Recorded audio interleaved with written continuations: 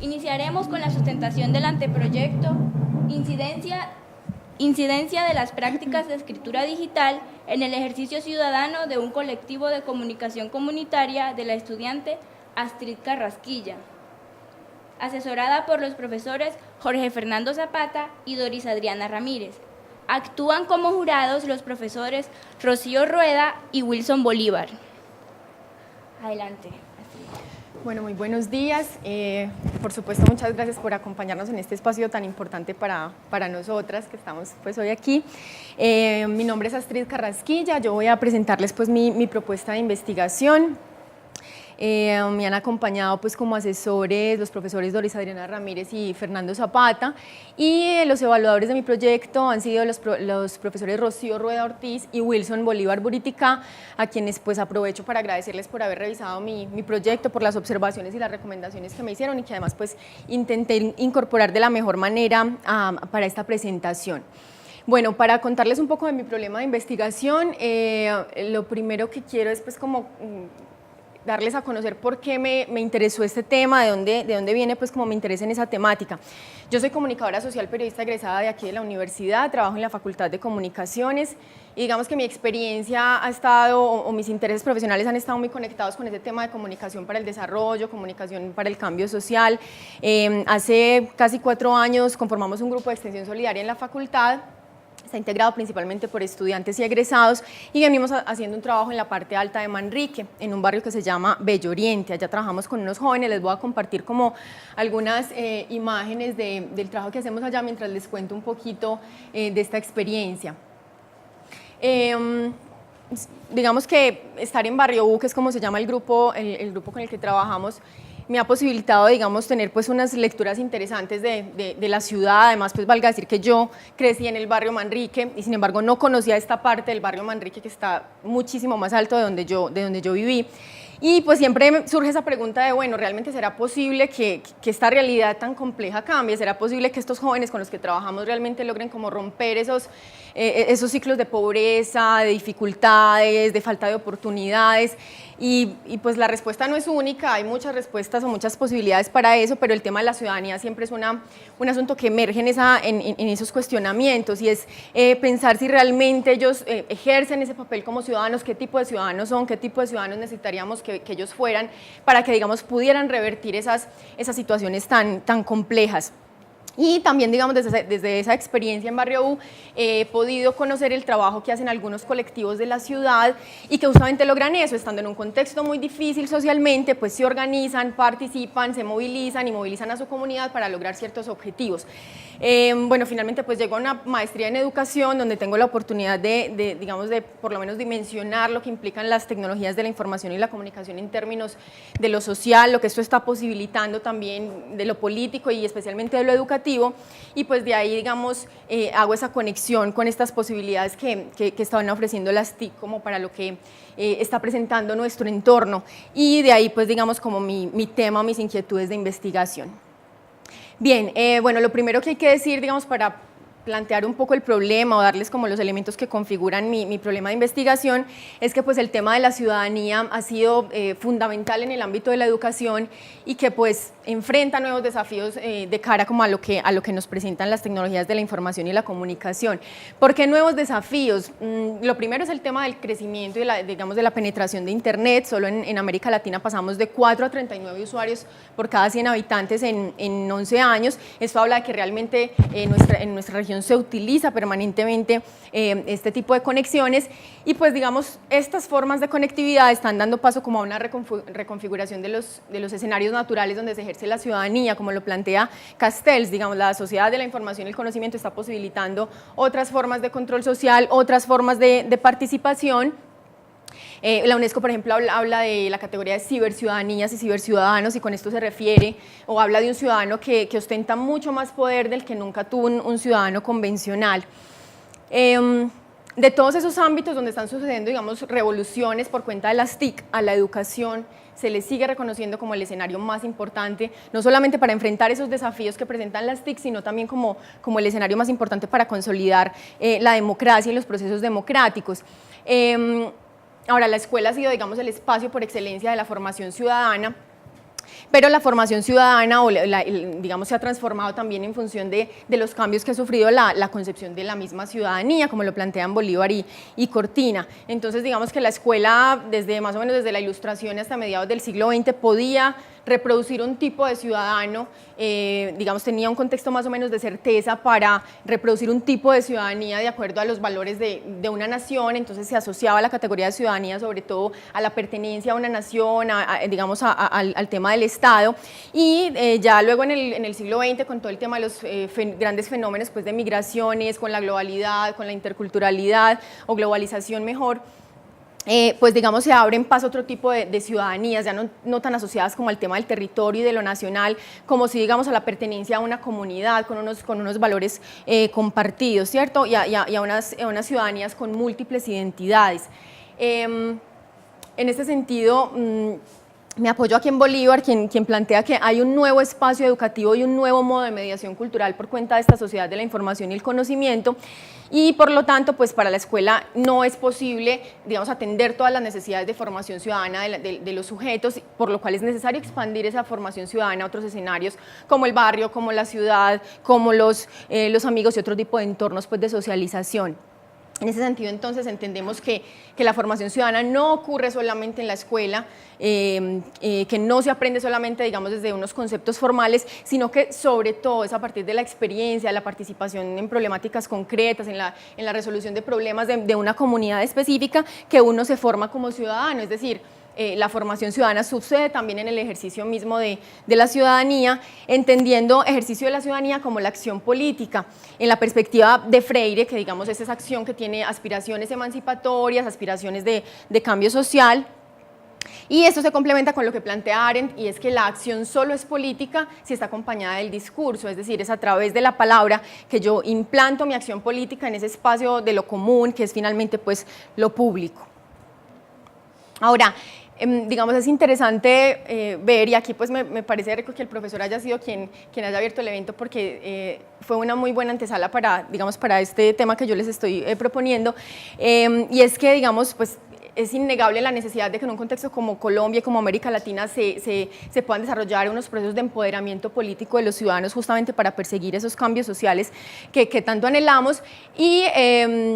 los jóvenes, digamos, están asumiendo un rol protagónico en ese contexto. Hay un incremento de colectivos que están haciendo uso de las TIC, como lo mencionaba ahorita el profesor, para distintos procesos y posturas en relación con lo político, y de ahí se están derivando, como lo ha planteado la profesora Rocío Rueda, nuevas subjetividades, nuevas formas de conectarse con el otro, de establecer vínculos de comunicación y de participación en distintos escenarios.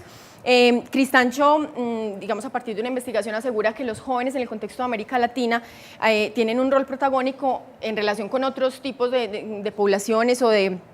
grupos, porque los jóvenes hacen un uso mucho más creativo de las TIC, se apropian de ellas, las aprovechan mucho más. En este sentido hay un potencial pues interesante con este tipo de población. Ahora, una de las maneras más interesantes o más importantes de empoderamiento político pues es justamente la lectura y la escritura, y esto implica entender la lectura y la escritura pues no como un proceso meramente cognitivo, instrumental o de decodificación, sino sobre todo, digamos, como una práctica social que involucra valores, que involucra unas relaciones de poder, unas ideologías, unas connotaciones políticas, y en tanto son modos de representar el mundo, de participar en él, como lo ha planteado Freire, pues se configura una cultura escrita. Entonces implica entender un poco la lectura y la escritura desde esa perspectiva. Ferreiro, por ejemplo, afirma que la lectura y la escritura son sobre todo una marca de ciudadanía, y que en la medida en que esa marca de ciudadanía se potencie, pues habrá un mayor ejercicio de la misma. Ahora, la lectura y la escritura ha dejado de ser un asunto asociado específicamente al texto impreso. Ahora, digamos, con el texto digital se configuran otro tipo de cosas. Entonces el texto digital es un texto que es escrito a muchas manos, que es hipertextual, que es multimodal, que, digamos, se puede publicar para masas sin mayores costos, sin intermediarios, sin editores, y en este sentido el texto digital, digamos, rompe con esa lógica análoga del texto impreso, y revierte esa herencia de la modernidad en la que escribir y publicar era un privilegio de unas élites letradas que podían reproducir un tipo de ideología en función, digamos, de esa condición que ellos ocupan u ocupaban en la sociedad. En este sentido, teniendo en cuenta, digamos, como esa idea de cultura escrita como un modo de participar en el mundo con una carga política y entendiendo además pues, que como cultura escrita está enfrentando nuevos desafíos de cara a las TIC, mi pregunta de investigación va en el siguiente sentido. ¿De qué manera la inserción de prácticas de escritura digital en las experiencias de un colectivo de comunicación comunitaria incide en los modos en los que dicho grupo ejerce la ciudadanía? Aquí es importante pues mencionar que estoy entendiendo por colectivos de comunicación comunitaria. Con esto me refiero a grupos que tienen, digamos, una organización y unas dinámicas propias, digamos, de trabajo, para los cuales es muy importante el tema de la comunicación, los medios que utilizan, los mensajes que producen, que establecen sus relaciones fundamentalmente a partir del territorio y sus vínculos pues, de relación y que tienen o persiguen objetivos pues, de cambio social. ¿Por qué es importante hacer el trabajo? Digamos, un primer elemento es el asunto de la penetración de las TIC. En Colombia pasamos de tener una tasa de un 11.3% a un 42.2% en relación con la tenencia de computadores en los hogares. Y en el caso de Internet pasamos de un 5.5% en 2003 a un 35.7% en 2013. Eso realmente habla, pues, digamos, de un país en el que está creciendo aceleradamente el uso de estas tecnologías. Ahora, el uso de las tecnologías y particularmente pues en el ámbito de la educación sigue siendo un uso muy instrumental, pese a los esfuerzos, digamos, de los ministerios, el de las TIC, el del Ministerio de Educación, para digamos, tratar de dar un uso más estratégico a estas herramientas, pues el país tampoco logra, digamos, desligarse de esa perspectiva de las políticas internacionales que siguen asociando, digamos, caso de este tipo de organizaciones, que siguen asociando las tecnologías a un proyecto sobre todo económico, ¿cierto? Al tema de competitividad, de progreso, del asunto pues, del mundo laboral. Y aquí pues me permito citar a la profesora Rueda, quien plantea una reflexión muy interesante porque es ver cómo esos usos instrumentales contrastan con unos usos mucho más complejos que están haciendo otros grupos de esas tecnologías. La profesora dice, consideramos fundamental que la escuela, en el sentido amplio del término, se abra a reconocer otras experiencias de apropiación de las tecnologías que desde contextos particulares, desde grupos y movimientos sociales, aportan no solo una visión más compleja de la relación tecnología y sociedad, sino también que nos obligan a reconsiderar los proyectos de desarrollo y progreso hegemónicos. Ahora, ¿por qué con jóvenes de comunidades excluidas y por qué en un contexto no escolar? En Colombia la tasa de pobreza del 2002 era del 32.7%, en América Latina del 27.9% y de ese 27, el 11.5% son personas en pobreza extrema o en indigencia. Además, solo un 57% de jóvenes entre los 20 y los 24 años completan estudios secundarios. Estas cifras, pues, muy por encima nos hablan de la profunda crisis social y educativa que experimenta una región como la nuestra. Ahora, justamente en ese contexto es donde yo evidencio un potencial de estas tecnologías para realmente lograr cambios sociales. Yo creo que es ahí donde ellas revisten un potencial interesante como para plantear otro tipo de proyectos políticos y educativos. Porque en un contexto no escolar, Hernández, por ejemplo, plantea que solamente en la medida en que reconozcamos y comprendamos cómo las personas y las comunidades se apropian de la lectura y la escritura en condiciones sociales adversas y sobre todo esas prácticas vernáculas que son aquellas cotidianas que están por fuera de lo institucional, pues realmente podremos desde lo pedagógico pensarnos proyectos que permitan mejores procesos de lectura y de escritura en las comunidades y sobre todo en las que tienen este tipo de condiciones. Hay que tener además en cuenta que, digamos, para gran parte de la población de jóvenes y adultos en América Latina y en Colombia, casi que los únicos escenarios que les quedan para seguir creciendo intelectualmente, para seguir aprendiendo, digamos, desarrollar otro tipo de aprendizajes, pues son justamente esos espacios que están en su comunidad, es decir, son personas que difícilmente van a acceder a educación formal, a otros ciclos de educación formal y encuentran en estos espacios que no tienen fines educativos, pero que resultan siendo efectivos para eso, pues una posibilidad de formación. Adicionalmente, pues está este concepto de aprendizaje a lo largo de la vida que plantea Delors y que habla justamente de que pues la educación está mucho más allá de los ciclos formales y que puede suceder en cualquier etapa vital de la vida y en cualquier escenario. Bueno, en relación, digamos, como con algunos conceptos importantes, pues yo parto, digamos, de una concepción de la educación como proceso que permite repensar críticamente la realidad, que permite constituir las subjetividades, especialmente en el caso de los jóvenes, el cómo asumen su postura frente al mundo y al contexto, y esto pues implica entender la educación como acto político, como acto que permite realmente, digamos, propiciar cambios sociales. Y en relación con la ciudadanía, pues el concepto de ciudadanía es bastante complejo, hay distintas interpretaciones, lecturas desde el punto de vista histórico, hay unas definiciones que lo asocian mucho más al tema de derechos, al tema de Estado, otras al tema de participación representativa. Robles propone una definición que digamos recoge bien como lo que yo, desde el punto de vista que yo me quiero o quiero mirar ese asunto, y es pues que la ciudadanía supone tener un conjunto de derechos, poder participar en los asuntos públicos y en las instituciones públicas y pues tener unas relaciones y unos vínculos con una comunidad para poder construir, digamos, mi identidad. Pero digamos una noción de ciudadanía que no se asocia únicamente al asunto jurídico o al asunto legal, sino sobre todo digamos a una condición también que reviste digamos como mi postura, mis valores como ciudadano. Y traigo a colación el tema de ciberciudadanía, que si bien es una categoría que está pues permanentemente en construcción también de cara a lo que nos presenta el contexto actual, pues Robles plantea que ciberciudadanía hace referencia a aquellos usos que hace tanto el Estado como las personas, los usos políticos del Internet, ¿cierto? Y que también permiten la emergencia de comunidades que aunque no son, digamos, son comunidades virtuales, pues igual ahí se pueden identificar unos sujetos, ahí se establecen vínculos y relaciones de reciprocidad, y en esa medida pues es interesante considerarlo. Otra de las perspectivas que me da como luces muy interesantes para mi trabajo es el enfoque sociocultural de la lectura y la escritura. Street plantea que hay dos maneras de estudiar la lectura y la escritura. Una es el modelo autónomo, un modelo, digamos, que tiene una perspectiva de la lectura y de la escritura muy,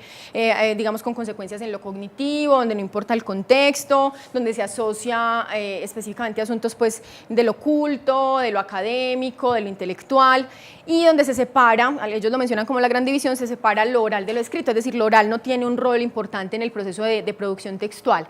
Y un modelo ideológico, que es el que ellos plantean, desde donde sí es muy importante el contexto, y cómo la gente utiliza la lectura y la escritura, para qué la usa, con qué fines, donde lo oral siempre está presente en esas producciones textuales y tiene un rol importante. Desde aquí se entiende la escritura no como una tecnología neutra, sino como digamos, una tecnología con una carga política, ideológica,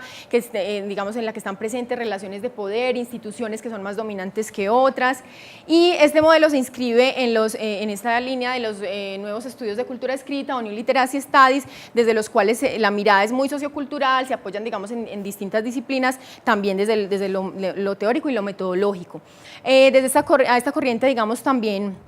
pertenecen autores como Barton y Hamilton. Ellos proponen dos categorías que para mí son muy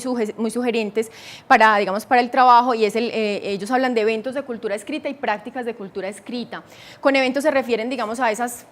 situaciones que se pueden registrar con una fotografía, es decir, quiénes participan, qué artefactos utilizan, cuál es el espacio donde están, y con prácticas de cultura escrita se refieren digamos, a todos esos elementos que están ocultos, que tienen que ver con los valores, con las relaciones de poder, con las rutinas, con esas personas que son participantes ocultos, es decir, que no están ahí ni escribiendo ni leyendo, pero que tienen que ver con la interpretación de los textos y la manera como circulan los textos. Kalman es una autora mexicana que ha trabajado mucho el tema. Ella propone categorías como los mediadores, la importancia del acceso a la cultura escrita y la participación en ella, y Kress y Bessemer que hablan pues del tema de multimodalidad como esas formas de representar la información y el conocimiento. Hay una perspectiva interesante desde la cual también enmarco el trabajo, y es el concepto de educación expandida, pues que se vincula también mucho con ese asunto del aprendizaje a lo largo de la vida. Desde esa perspectiva la educación es un asunto íntimamente ligado con la comunicación, no se pueden separar. Encuentra, digamos, un caldo de cultivo muy interesante en el ámbito de las TIC, por cuando las TIC permiten justamente, digamos, transgredir ciertos asuntos tradicionales de la educación, permiten que las personas puedan decir qué aprenden, a qué horas lo aprenden, con quién lo aprenden, y utilizar otro tipo de metodologías. Desde aquí se valoran no solamente, digamos, los saberes académicos, sino también populares y de todo tipo. La educación expandida cuestiona mucho, digamos, ciertas categorías tradicionales o clásicas de la educación, como aula, profesor, estudiante,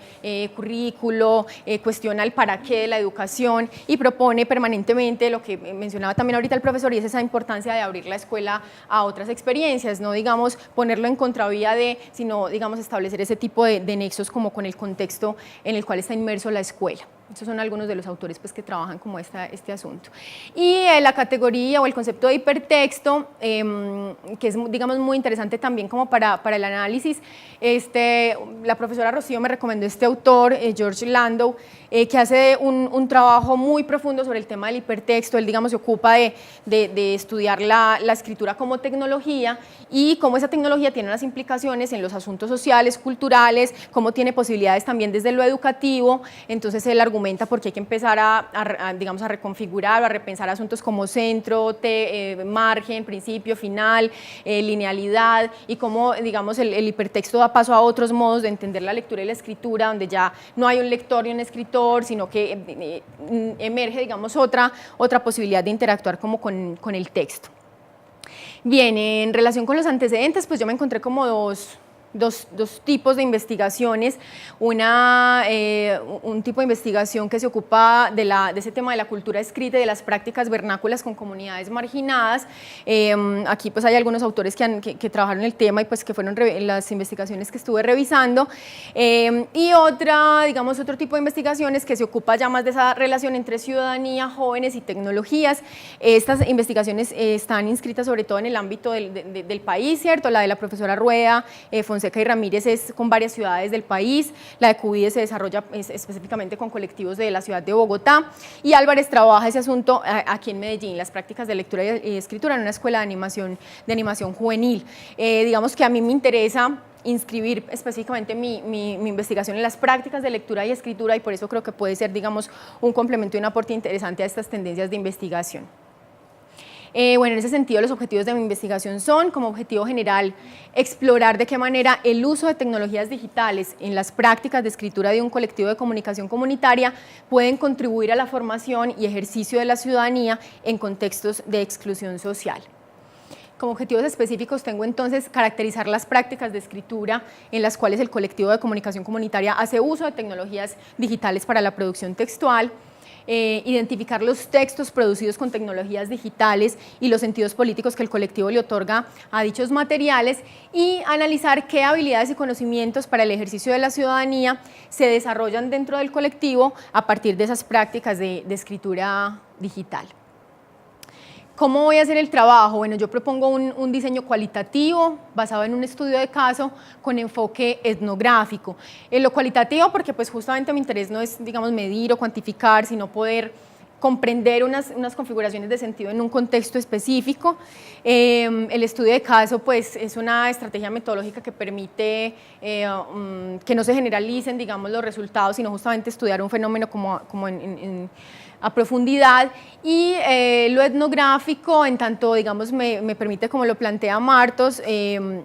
hacer visible lo invisible, que es, digamos, uno de los retos que yo tengo en la investigación, porque es mirar unas prácticas concretas que se dan en un contexto, pero también esos sentidos que están detrás de esas prácticas y sobre todo en relación como con los asuntos políticos y formativos.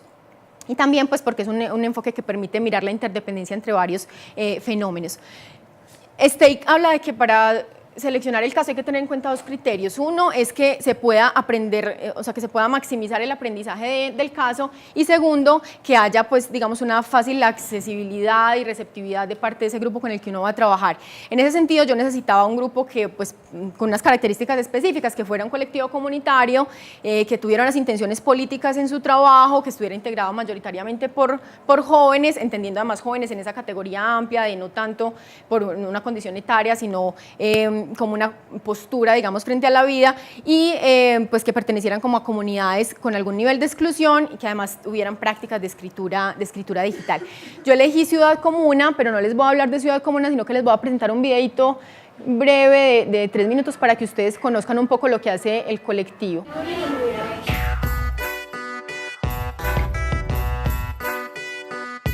Para poder hacer medios Obviamente el recurso indispensable es contar con la tecnología. Y aquí poco a poco hemos ido como adquiriendo nuestros propios recursos, ¿cierto? En este momento estamos en la Casa Ciudad Comuna, que es una organización de medios de un carácter comunitario y social.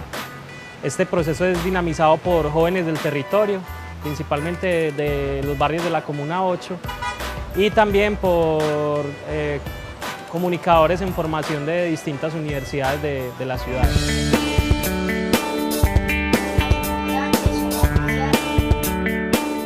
La mayoría de los barrios pues con unas dificultades muy grandes en materia pues como de asistencia social, una crisis pues como de derechos humanos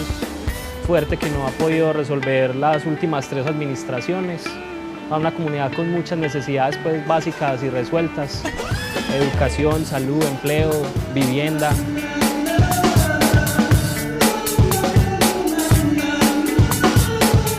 Aquí desde el 2009 estamos haciendo semilleros de fotografía, de audiovisuales, de periodismo, y esa escuela nos ha permitido que muchos jóvenes lleguen a la organización, se encarreten pues con alguno de los medios y así comienzan a trabajar en los colectivos de los medios. Cada medio de comunicación ha ido conformando su colectivo, ¿cierto?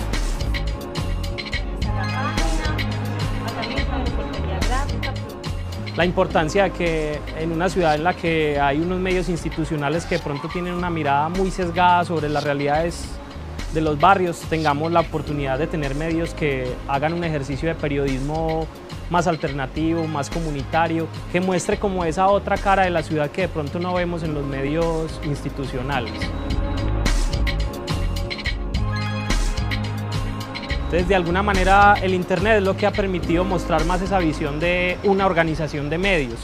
porque vos ves Ciudad Comuna posicionada en las redes, en la página web, vos entras al Facebook y vos ves videos, entonces se ve como una plataforma de medios que es lo que realmente es Ciudad Comuna. Eso no lo hubiéramos logrado sin el Internet y el acercamiento a esas redes sociales.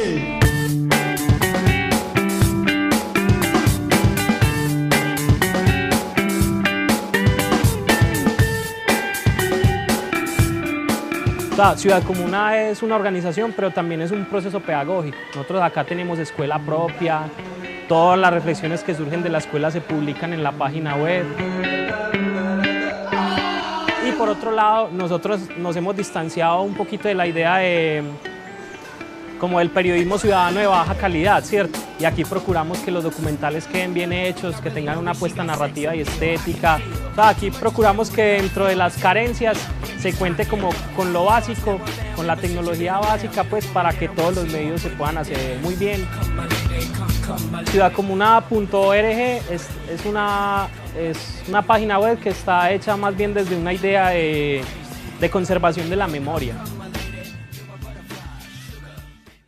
Voy a dejar por ahí por efectos de tiempo. Ellos son pues los chicos de Ciudad Comuna con los que yo quiero pues hacer mi trabajo de investigación. Digamos, para hacer el trabajo con ellos me parece importante mencionar como esos asuntos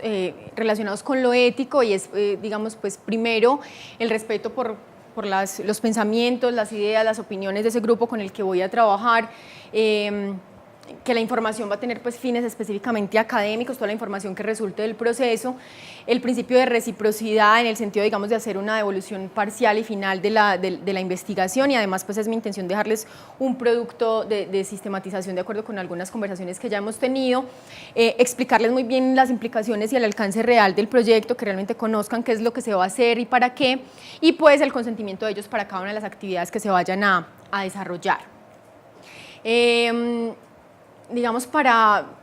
recoger la información yo planteo pues unas técnicas, digamos, coherentes con lo que es el enfoque etnográfico, la observación no participante y la observación participante, las entrevistas abiertas y la revisión documental. Frente a la observación no participante, observación participante, pues hay, digamos, dos instrumentos que me permiten hacer como ese tipo de registros, que son el diario de campo y los registros pues sonoros, fotográficos. Las entrevistas abiertas, pues si bien por su carácter de abiertas no implican unas preguntas específicas, sí he construido, digamos, una guía para realizar esas entrevistas, para poder, digamos, tener claras las intenciones temáticas en las conversaciones, porque lo que interesa es que emerja como en el discurso de esa persona que uno está entrevistando buscando esos significados que uno quisiera pues como poder interpretar, y la revisión documental específicamente para poder mirar los textos que produce el colectivo, pues se construirá una matriz de caracterización.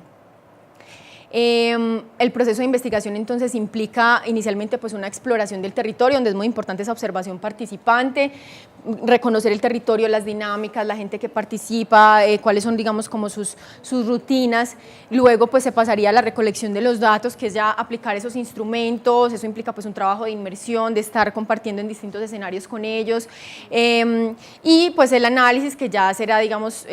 implicará organizar esa información, generar unas categorías, identificar las tendencias y las relaciones que se dan entre esas categorías para poder finalmente, digamos, interpretar a la luz de las revisiones teóricas y de las preguntas de investigación que estoy proponiendo, de la pregunta, pues hacer, digamos, como un análisis. Yo estoy planteando el trabajo más o menos a 8 meses, de los cuales pues ya empezó a contar el tiempo. Aquí pongo unos componentes que, si bien están como 1, 2 y 3, no son pasos lineales. Justamente la metodología cualitativa lo que permite es que uno pueda estar conversando permanentemente con estos asuntos, y que digamos se pueda volver sobre la pregunta, sobre las hipótesis. Entonces lo planteo más pues digamos como a manera de organización del trabajo. Y bueno, digamos que mi intención con la investigación es contribuir de alguna manera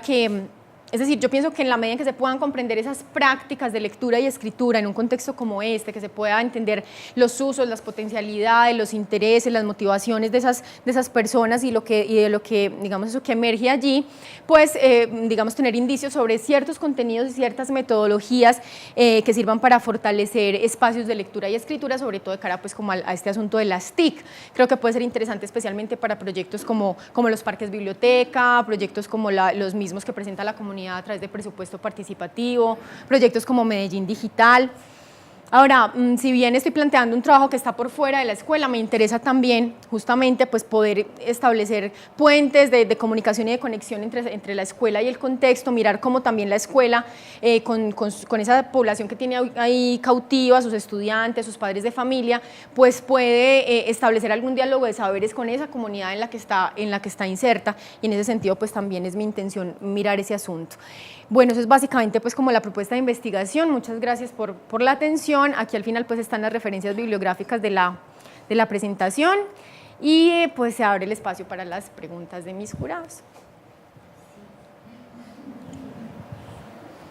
Bueno, nos disponemos a escuchar el interrogatorio por parte de los jurados a la estudiante, e invitamos a la profesora Rocío Rueda a iniciar esta sesión de preguntas. Muy bien. Un saludo especial a Doris, a Juan Carlos, que lo escuché, qué gusto, lo escucho en la distancia, y a otros estudiantes de la maestría que vi ahora en el video de la presentación de Juan Carlos. Bueno, así, lo primero que tendría que decirte es que me parece importante que hayas logrado incorporar algunos de los comentarios y sugerencias que personalmente te hice en la primera presentación que hiciste del proyecto. Quiero resaltar que veo, por ejemplo, que hay una mayor, digamos, claridad respecto, digamos, por dónde te estabas posicionando respecto a la cultura digital, respecto a la ciudadanía, digamos, a la pregunta por la ciudadanía, y eso lo vi hoy en tu presentación, en tu súper rápida, mega presentación, lo vi mucho más claro. Y digamos, pensando en, bueno, eso, y segundo, quisiera resaltar que creo supremamente importante este tipo de estudios, digamos, en una maestría en educación que viene teniendo una tradición más en la didáctica de la lectoescritura, y que se abre, digamos, a preguntarse, ¿es posible hablar de didácticas desde la educación en un concepto mucho más amplio, no restringido a la institución escolar? Ahí tenemos un reto enorme. Es decir, que lo que se logre hacer en este escenario, digamos, en este tipo de estudios, puede efectivamente, y esperaría yo, que se hagan esos puentes entre el mundo del escolar y el mundo de la vida, de los jóvenes y de las nuevas generaciones, y lo que allí se está transformando. Mis inquietudes respecto, digamos, a la presentación que hoy hiciste, y eso no me quedó, digamos, claro en el documento, y no sé si fue que no estuvo en el documento, ahora no alcancé a leer la propuesta que nos enviaste mientras te escuchaba. tiene que ver con que el colectivo con el que vas a trabajar es un colectivo que hace periodismo alternativo. Yo, digamos, en la lectura que había hecho de tu documento, había quedado como con la idea de un colectivo que efectivamente está vinculado a prácticas políticas con una comunidad concreta, pero no tenía muy claro que digamos, su énfasis es el periodismo alternativo, el periodismo comunitario. Creo que la persona que aparece en el video habla del periodismo alternativo. Y allí creo que van a aparecer una serie de, digamos, de aspectos que tendrás que tener en cuenta, y es que tú te estás moviendo en un límite entre, digamos, lo que podríamos caracterizar por la ciudadanía de la modernidad, que estuvo sentada fundamentalmente en el libro, en la cultura escrita, en la cultura alfanumérica, digamos, del texto escrito, y, digamos, una idea de ciudadanía del sujeto racional, argumentativo, del sujeto que cumple con unos derechos vinculados a una idea de Estado-nación, etc. Y de otro lado está, digamos, esta propuesta que se nos abre, digamos, en el escenario contemporáneo, de esas otras formas de escrituras vinculados a los dispositivos tecnológicos actuales, que como tú caracterizaste y Juan Carlos esta mañana hablaba de esas formas de colaboración, participación, otros lenguajes, no solamente el texto alfanumérico, la imagen, la música, etcétera, pero de otro lado, de unas subjetividades que no responden a la idea del ciudadano moderno, racional, argumentativo, sino unas subjetividades vinculadas a la emoción, donde el cuerpo juega un papel muy importante, y además es una idea de sujetos que no, digamos, no responden a esa idea de la ciudadanía, del que cumple derechos, del que está preocupado, digamos, por responder a una categoría de Estado-nación definida, sino son prácticas y que no corresponden, digamos, a esa idea de una política mayor que define quiénes son los ciudadanos, sino son prácticas que surgen de abajo. Son prácticas de gente que además se cansó de esas instituciones de la política que no cumplieron con las promesas. Y la gente se está organizando desde abajo y tratando de resolver sus problemas. Se cansaron de los medios masivos que dicen las verdades y muestran las noticias que solo representan la información para un grupo de ciudadanos, a una clase, pero no representa a todos. Y aparecen, digamos, propuestas como el periodismo alternativo, el periodismo comunitario. Entonces, digamos que, fíjate que estás en un punto ahí donde, por una parte, fíjate que el periodismo alternativo recurre de todas maneras a escribir, a la lectura y a la escritura propia de la cultura letrada. De hecho, están pidiendo un ejercicio de la ciudadanía que era propia de la cultura letrada. El dispositivo tecnológico de la modernidad fue los diarios íntimos, pero de otro lado también fue la prensa. Ahora, ¿quiénes escribían en la prensa? ¿Quiénes leían la prensa? ¿Quiénes podían pagar la prensa? Eso es otra cosa, digamos, eso respondía a una clase burguesa, media, ¿no? Con nivel de formación, etcétera. Es decir, la modernidad y el proyecto de ciudadanía de la modernidad no fue para todos. Entonces yo ahí, ahora escuchándote, claro, estos hacen periodismo ciudadano, periodismo alternativo. Ahí yo creo que vas a tener que estar muy alerta con cómo no, digamos, ni otorgarle a las tecnologías ese otro poder de transformar totalmente unas prácticas ciudadanas, porque este es un proyecto, es un colectivo de por sí político buscando hacer, digamos, periodismo alternativo, y de otra parte, cómo reconocer que se mantienen prácticas de la lectura y la escritura de la alfabetización moderna. O sea, sin esas prácticas de alfabetización, de la lectura y la escritura moderna, propias de la escuela a la que estamos criticando y le estamos diciendo que necesitamos que se abra, no se haría ese periodismo alternativo. No sé si me hago entender, digamos, como esa tensión y de alguna manera paradoja en la cual te vas a parar. No sé si aquí te cojo en frío, porque además a mí me cogió también en frío reconocer cuál era la característica de ese colectivo, y por lo tanto eso no te lo comenté en el documento que nos enviaste del proyecto. Digamos, ahí me parece que hay un asunto muy importante digamos, de tratar con mucha más filigrana de cómo se va a entender esa ciudadanía alternativa y esa cultura digital que se expresa en el periodismo alternativo que tiene ese colectivo, y me pregunto si no se expresa también en otros escenarios. Es decir, Cuando hablamos de prácticas de cultura digital, tiene que ver con, por supuesto, con lo que sucede a través de las redes sociales, a través de lo que se sube a Internet, pero estos colectivos también hacen presencia en lo territorial y en lo local. Salen a las calles, hacen performances, teatro, hay radio. Entonces, digamos que ahí creo que habría que estar como muy alerta. No sé cómo has mirado, por ejemplo, cómo piensas la relación entre medios y nuevos viejos y nuevos medios, es decir, como en esa idea del ecosistema tecnológico que tenemos ahora, porque muchas veces a enfrentar justamente a que estás en los dos, no estamos parados ni en el uno, que sería el de la cultura del texto escrito, ni en la cultura digital exclusivamente, estás en un interregno donde funcionan los dos. Y en ese sentido, digamos, también una pregunta que me surge es, en la metodología, digamos, en el trabajo etnográfico,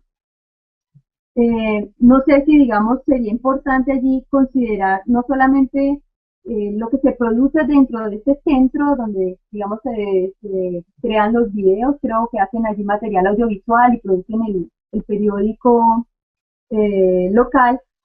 sino también qué sucede luego con ese periódico, es decir, cómo hacer seguimiento a esos otros actores que se vinculan a esa forma de periodismo alternativo, o sea, cómo damos cuenta que efectivamente se dan otras prácticas ciudadanas, ¿no? Digamos, sería como pensar si la etnografía no se reduce digamos, al contacto. Tú dices, hay revisión de documentos, de lo que se produce en este colectivo, pero creo que hay que mirar también qué hace otra gente de esa comunidad u otros actores con los que se relaciona ese colectivo con lo que ellos producen, ¿no? O sea, mirar mucho más el movimiento que se genera alrededor de esa práctica de cultura digital, más que el producto en sí mismo, creería yo. Yo no sé cómo lo estás pensando tú. A ver, lo primero es que el colectivo efectivamente tiene, digamos, unos productos periodísticos, pero ellos como tal, como grupo, no se conciben como un colectivo de medios, es decir, los aprovechan, pero ellos de hecho se conciben más como una escuela y desde sus escuelas generan unos procesos pues como de participación y de movilización social. Entonces ellos finalmente, digamos, utilizan los medios para los asuntos de divulgación, de denuncia, de convocatoria, pero ellos tienen un montón de procesos que desarrollan con la comunidad y que parten de espacios de encuentro, de talleres, de jornadas de trabajo, de jornadas culturales, que finalmente, digamos, se derivan ciertos productos pues como, o producciones textuales. Entonces, en ese sentido, digamos, a mí no me interesaría pues como centrarme tanto en el producto del periódico como tal, por ejemplo, que ellos efectivamente tienen un periódico impreso que tiene un público además definido dentro de su comunidad, sino que ellos empiezan a, digamos, hacer uso de otras herramientas. Entonces ellos tienen su página web, hacen uso de YouTube, hacen uso de Facebook y de otras, y de Twitter también, como redes sociales, y digamos, tienen unas intenciones específicas también con la producción como en esos medios. Entonces, efectivamente, si bien yo tengo que tener una mirada amplia como de ese contexto, pues me interesa específicamente mirar lo que sucede digamos, en el ámbito de lo digital. En ese sentido, en relación, digamos, con la pregunta sobre la metodología, pues, por ejemplo, cuando estuve revisando sobre el tema de la etnografía virtual y eso, que también, digamos, es una posibilidad, sobre todo para el tema de revisar las producciones textuales, pues uno encuentra que, pues, una de las, digamos, de las limitaciones que tiene la etnografía virtual es que es mucho más fácil saber lo que pasa con el que escribe o el que produce que con el que lee, porque pues, es un público bastante disperso y difícil pues como de analizar, pero yo pienso que en la medida en que uno esté observando esas dinámicas y pueda también mirar lo que pasa en esos espacios digitales, por ejemplo, particularmente a mí pues hasta ahora he pensado que un referente interesante es la página web como espacio pues como donde se alojan los contenidos, y una red social que sería Facebook, que permite ya una interacción, porque lo que publican en Facebook es muy diferente a lo que pasa, digamos, en la página, y tiene unas intenciones pues también como diferentes, y como red social se puede también hacer un rastreo de ciertas situaciones que se derivan de esa interacción como con otros públicos. No sé, profe, si ahí respondo como un poco esa inquietud. Sí, digamos, mi preocupación es cómo no quedarnos solamente con el producto, sino seguir esta interacción de las relaciones que se producen entre actores, que es que se pregunta por la ciudadanía, ¿no?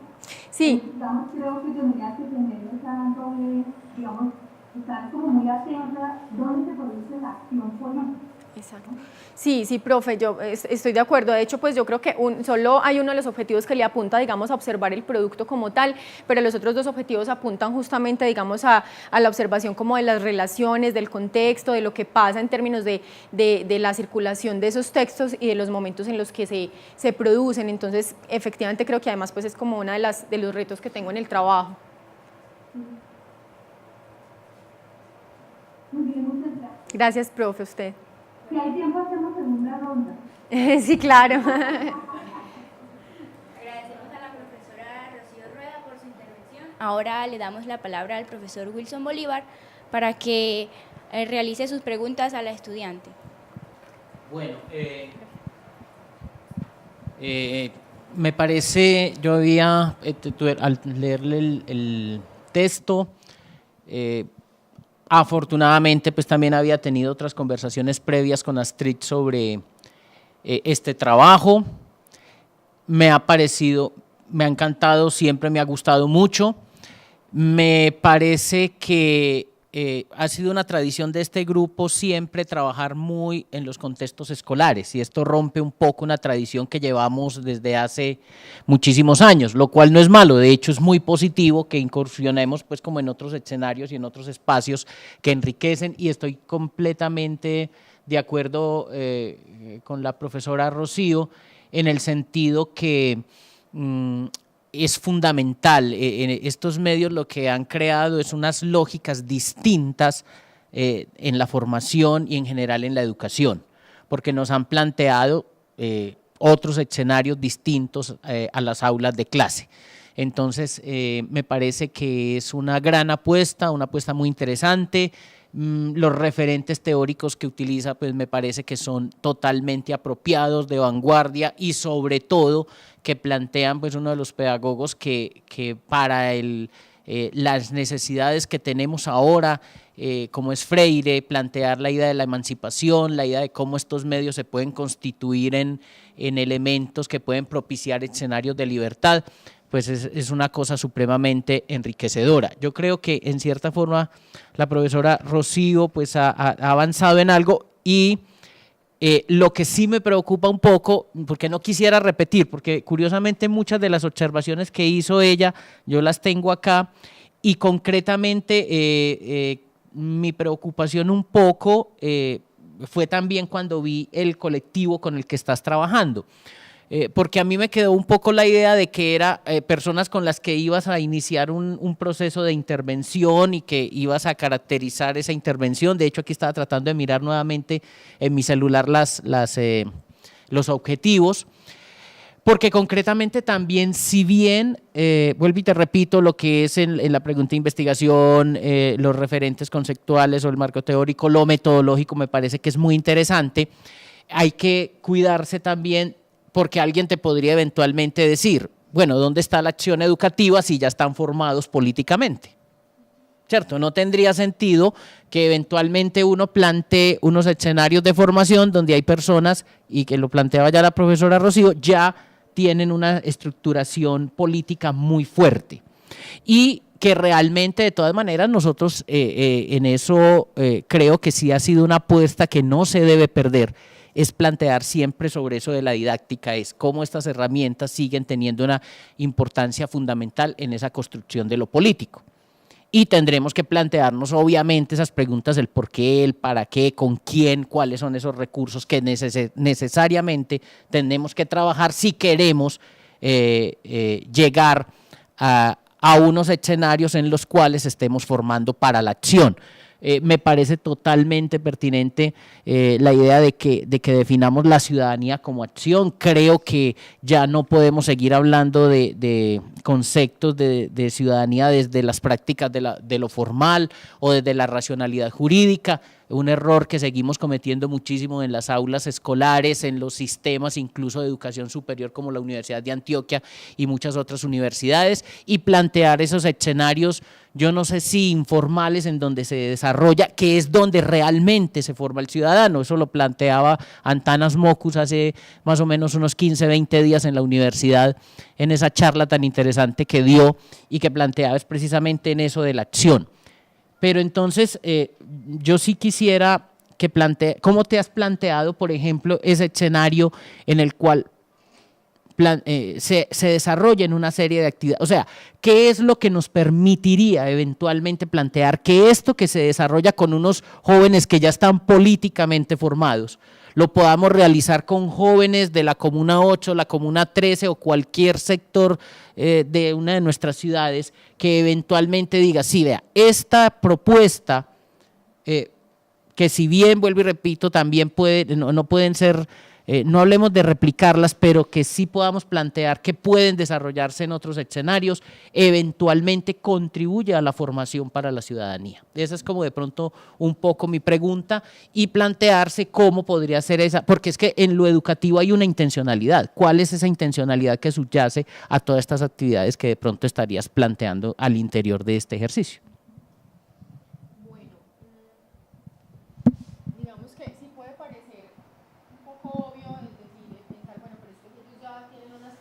Políticas en ese escenario, pues realmente la pregunta pues como que por lo formativo podría estar ya resuelta de alguna manera, pero lo que es cierto es que de hecho, si bien hay unos roles y unos liderazgos que llevan la batuta en ese asunto de lo político, pues los jóvenes y las personas que terminan involucradas en esos procesos no necesariamente, digamos, podría uno interpretarlos como personas que están formadas políticamente. De hecho, a mí, digamos, me interesa mirar un colectivo que está integrado mayoritariamente por jóvenes, pero ellos trabajan con niños, ellos trabajan con mujeres, ellos trabajan con todo tipo, digamos, de organizaciones que también, y de públicos que hacen parte como de esa comunidad, y en ese sentido digamos, son procesos que están permanentemente renovándose en cuanto a las gentes a las personas pues, que se vinculan como con el proceso. Digamos que yo no pretendería con el trabajo tampoco decir esta es una estrategia didáctica que tiene estas características y por ende se puede pues como implementar en otro lugar. Sí, obviamente, como lo mencionaba, tengo unos intereses de cómo tratar de comprender qué hace que en esos escenarios sea más posible que esos sujetos tomen unas posturas, digamos, más críticas frente a. Es básicamente desde esa perspectiva, pues porque al estar trabajando en un contexto donde hay ciertos niveles de marginación social, pues justamente la intención como más pura es pensar en que realmente se puedan dar cambios en cuanto a lo que ellos reclaman en términos de derechos como comunidad, los asuntos que defienden. Ellos, por ejemplo, vienen trabajando muy fuertemente el tema del agua porque uno de los barrios de la Comuna 8 no tiene agua y la gente vive a punta pues como del carro tanque. Entonces pensar qué hace que esos espacios realmente dinamicen esa formación ciudadana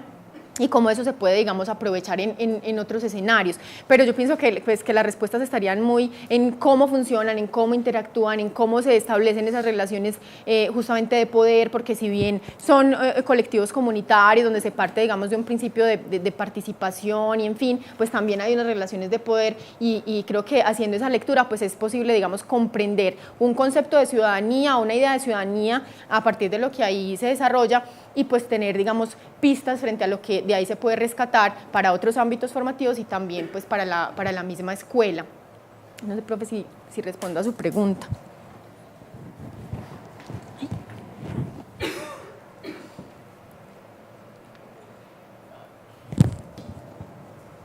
No, claro, yo entendería y tienes toda la razón, no necesariamente este tipo de investigación tiene que terminar en intervención didáctica, pero sí creo yo y creo que en cierta manera la profesora Rocío, o yo no sé si entendí mal de pronto, coincidíamos un poco con esa apreciación. Yo traigo un poco a colación, es una expresión que a veces tenían, o sea, le escuchaba a la profesora Araceli de Tesanos, cuando decía que de pronto a veces nosotros teníamos que ser muy vigilantes